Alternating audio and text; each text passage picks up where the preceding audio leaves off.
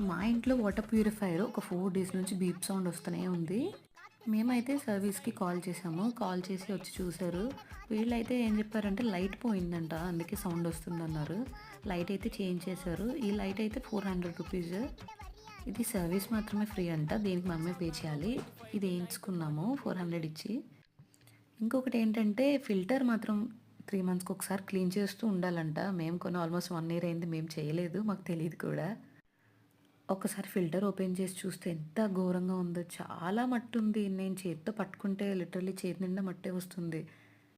3 మంత్స్‌కి ఒకసారి ఫిల్టర్ మాత్రం చెక్ చేసుకుంటూ ఉండాలి. కొంచెం మురికైన వెంటనే చేంజ్ చేసుకోవడం మంచిది.